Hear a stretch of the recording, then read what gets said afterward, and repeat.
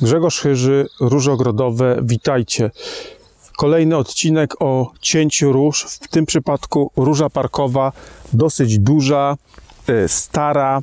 Mam wrażenie, że cięcie róż parkowych sprawia Wam więcej problemu niż cięcie innych róż, no bo faktycznie tego cięcia tu jest i więcej wątpliwości. I ja na przykładzie tej odmiany, to jest Lichteningen Lucia, pokażę Wam, na co zwrócić uwagę. Po pierwsze, ta odmiana nie była cięta w ubiegłym roku i można powiedzieć, że jest troszeczkę zaniedbana. Widzicie tu jeszcze pozostałości owoców z zeszłego sezonu, ale to, co jest najważniejsze, jak patrzymy na tą różę, to zobaczcie, już pojawiają się listki. Lichteningen Lucia należy do wczesnych odmian, ona bardzo wcześnie zakwita, zaraz na początku czerwca i wcześnie rusza wegetacja. Wobec tego takie odmiany należy ciąć w pierwszej kolejności po to, żeby to zrobić zanim te listki się rozwiną. Tak naprawdę warto było robić to tydzień wcześniej, ale nie miałem czasu. I tak jak powtarzam, podchodzicie do róży i myślicie o 3 sprawach. Pędy chore, suche, przemarznięte, uszkodzone. Jest tu trochę takich pędów, tak? Od tego zaczynamy.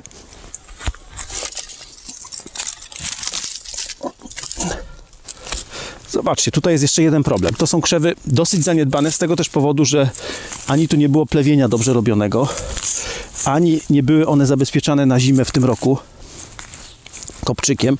A to, co tutaj widać, to jest jeszcze resztka kopczyka z poprzedniej zimy, która nie była usunięta. I to wszystko teraz warto by było usunąć. I od razu później zrobić nawożenie, jak najszybciej.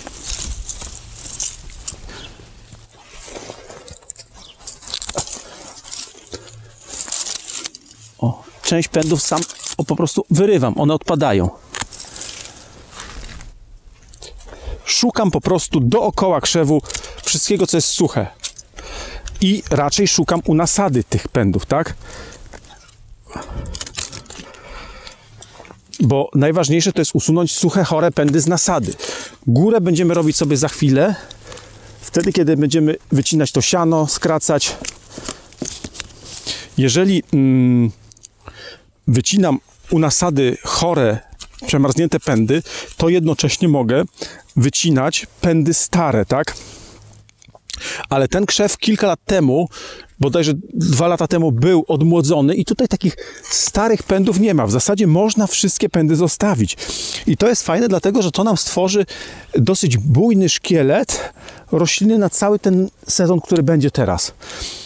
Więc tak naprawdę mamy tak, wycięte pędy chore, suche. Tu mamy jeszcze taką karpę, którą by warto było wyczyścić, ale tam ja mam trudne dojście z drugiej strony. Jest tutaj, nie wiem, czy tym sekatorem to dam radę zrobić. Spróbuję.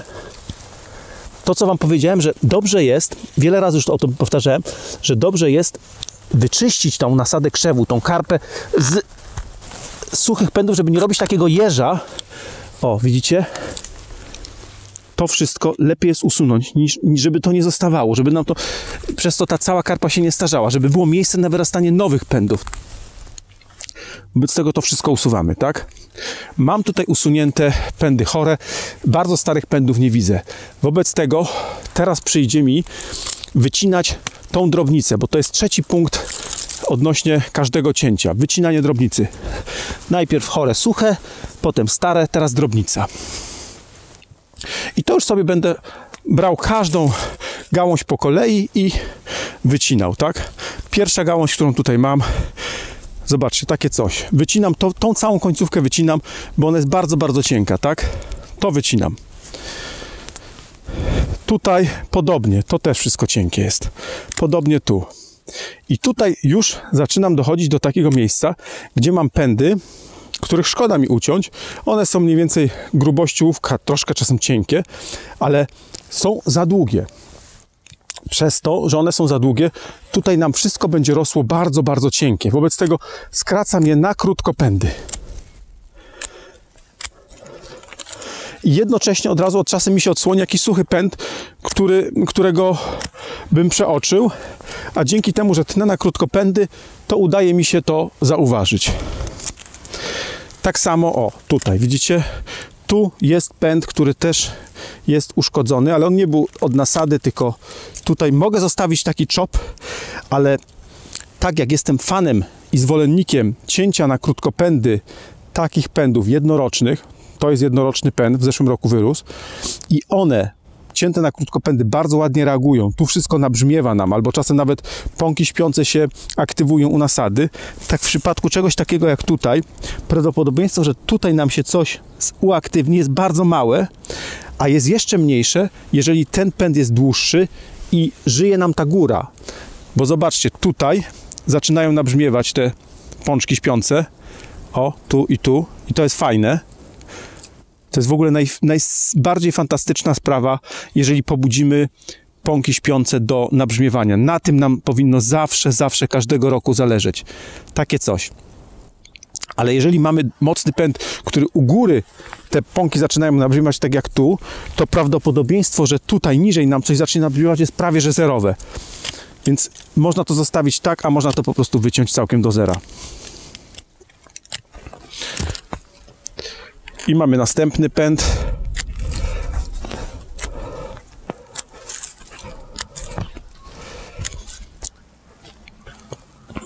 Tutaj jeszcze mi wchodzą pędy z innej rośliny, sąsiadującej, ale to sobie od razu go tak zrobię, żeby mi tutaj mniej przeszkadzał. O, to nawet tak go wytnę. I biorę się po prostu pęd za pędem po kolei. I pamiętajcie jedną rzecz, że ta cała góra, jeżeli ona jest ładna, to ona będzie nam zacieniać dół i na tym dole będzie się mało co działo i mało nam będzie chciało tutaj coś urosnąć. Wobec tego, jeżeli chcecie zredukować tą roślinę, nie chcecie mieć takiej dużej rośliny, to musicie się pozbyć tej góry po to, żeby pobudzić do wzrostu to wszystko, co jest na dole.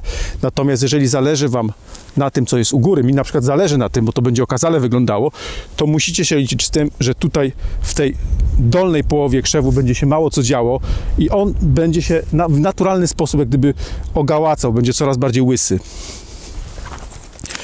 Ale w tym roku sobie na to pozwolę, a dajmy na to, jeżeli przyjdzie ostra zima i ta góra będzie słabo wyglądała, ale będzie nadmarznięta, będzie więcej pędów uszkodzonych, to sobie skrócę wtedy tą roślinę niżej i pobudzę ją do wzrostu na dole.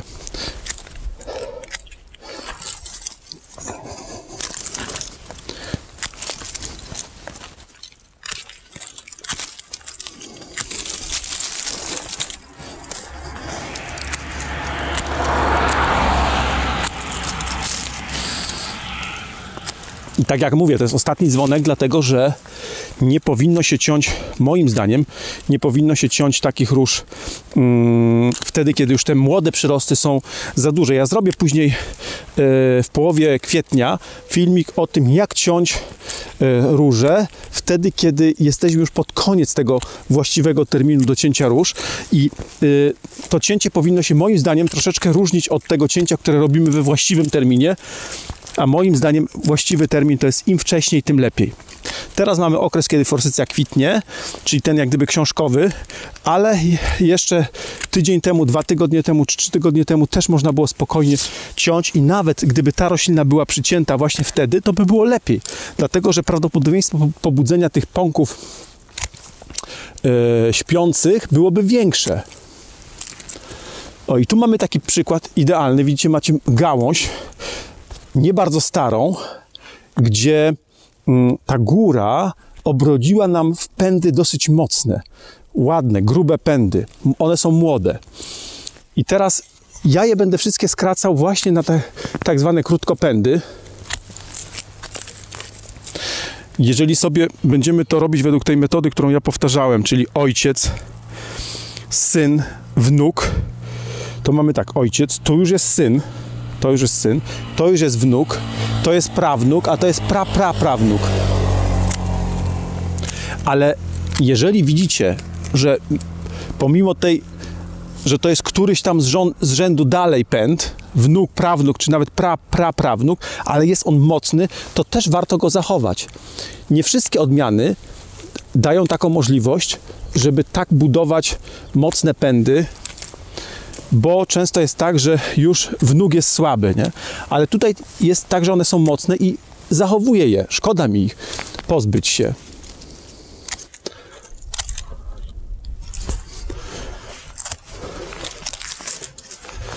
Od razu mi się też odsłania wszystko, co jest ewentualnie suche i uszkodzone, czego nie dostrzegłem wcześniej.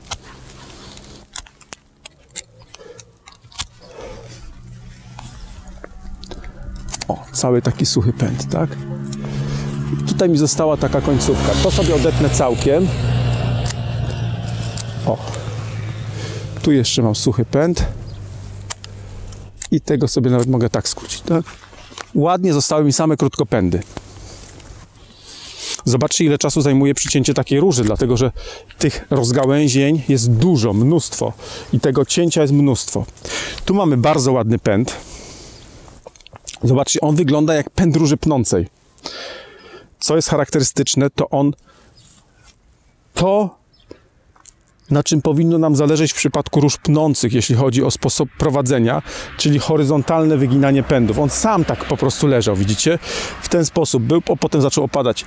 I idealnie, dokładnie idealnie książkowo widać, co się dzieje, jeżeli pędy są prowadzone horyzontalnie. Macie praktycznie z każdego pąka wyrastający pęd, który był zakończony kwiatem. Po tych owocach widać, że tu były kwiaty, tak? Ale one są już dosyć cienkie. I teraz tak, ja proponuję wszystko to ciąć na bardzo krótkie pędy. I jeszcze w tym roku z tego będzie fajne. Jeżeli zostawimy dłuższy pęd, tak jak tutaj, o zobaczcie, to co się stanie? Już tutaj nam rośnie nowy pęd, widzimy listki, tak? Więc wiemy, że coś z tego urośnie, tak? O, może tak będzie lepiej widać tak? Natomiast jeżeli go tak zostawimy, to co urośnie z tego pąka lub z tego, który tutaj jest po mojej stronie, będzie słabsze niż gdy przytniemy pęd w ten sposób, tak? Jeżeli przytniemy tak króciutko jak tutaj, to i będzie to zrobione dosyć wcześnie, teraz już jest tak na pograniczu, może już nie jest na tyle wcześnie, żeby się tak stało, jakbym chciał, żeby się stało, że tutaj w nasadzie tego pędu pobudzą się pąki śpiące. Ja ich tutaj jeszcze nie widzę, tych pobudzonych pąków śpiących. Zobaczymy, jaka będzie pogoda. Jeżeli wiosna będzie łagodna, długa, to jest szansa, że się to pobudzi. Jeżeli natomiast zrobi się nagle ciepło, to wszystko przejmie wzrost, a tu się nic nie stanie. Więc taka jest zależność. Zostawiamy, mamy pewność, że nam coś stąd wyrośnie, ale to będzie cieńsze. Tniemy niżej, mniejsza pewność, że coś wyrośnie, ale jeżeli wyrośnie, to będzie mocniejsze.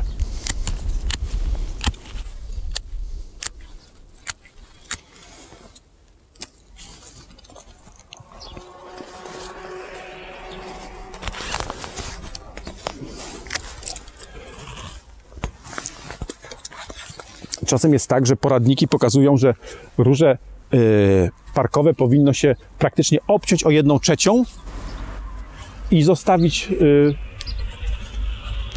te 2/3 od nasady, a to wszystko, co jest poza 1/3 odciąć. Ale nie zawsze tak jest. To jest pewne uproszczenie, bo zobaczcie, tu mamy bardzo długi pęd i według tej zasady książkowej ja go powinien tutaj obciąć. Ale pozbyłbym się tego wszystkiego, co jest tu u góry. A ja sobie wolę go zrobić w ten sposób. Mogę sobie wyciąć samą tą końcówkę. Wycinam tylko same czubki tych przekwitniętych. O. I dzięki temu będę miał przepiękne kwitnienie na prawie pnącej róży parkowej Lichtenigel-Lucia, która będzie wyglądała jak pnąca.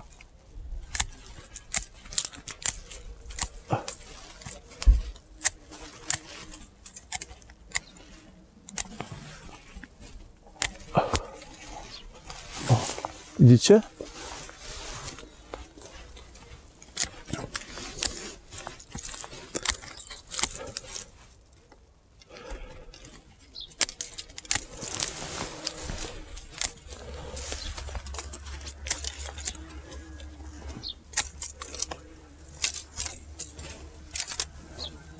I tak po prostu gałąź po gałęzi, od dołu do góry przesuwać się. Tutaj mamy jakąś inną odmianę posadzoną. która rośnie troszeczkę inaczej. Nawet nie wiem dokładnie, co to jest, nie pamiętam, co tu rosło. Trochę mi to wygląda jak...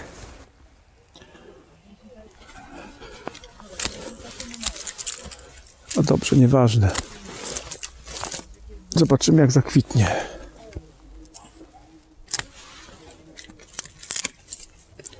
I znowu suche pędy, uszkodzone.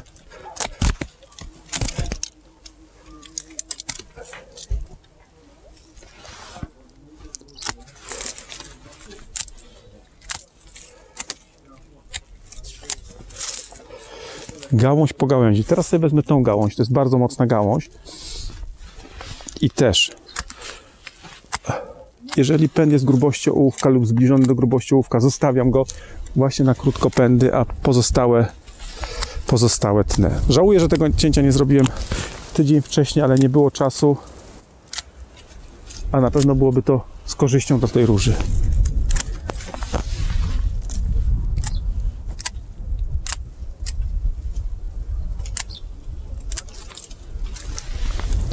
Tą końcówkę, która mi tam wchodzi głęboko, wytnę całkiem.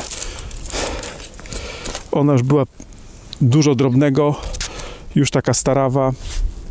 Krzyżowała mi się z tamtą rośliną, więc to wyciąłem.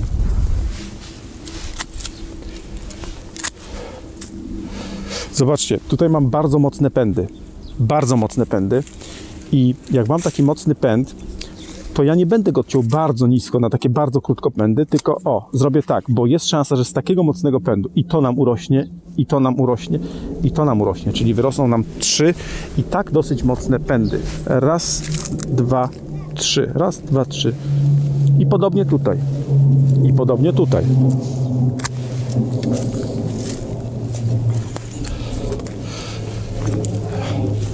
Tu mamy, tu sobie już sobie wyłamałem pęd, widzicie?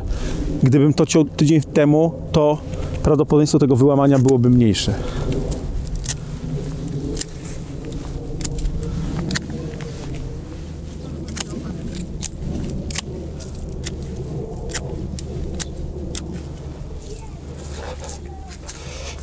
Tutaj nam, widzicie, to nam trochę tutaj zaburza wygląd, bo ma inny charakter wzrostu.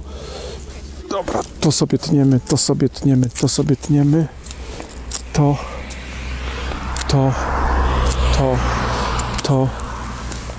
I całą tą końcówkę już wytnę. O.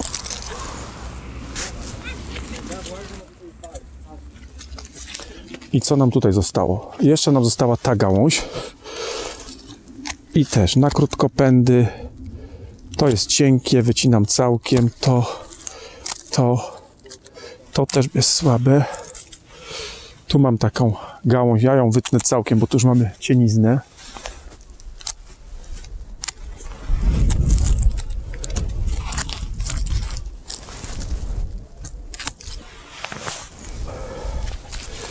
Tu mam jeszcze bardzo ładną gałąź, ale to też ją mogę tak zostawić.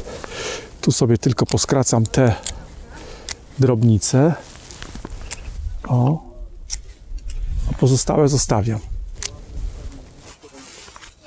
I zostało nam jeszcze to. Samą tą końcówkę znowu sobie odetnę, bo ona tutaj już nam źle wygląda. I to, co zostało, tnę na krótkopędy.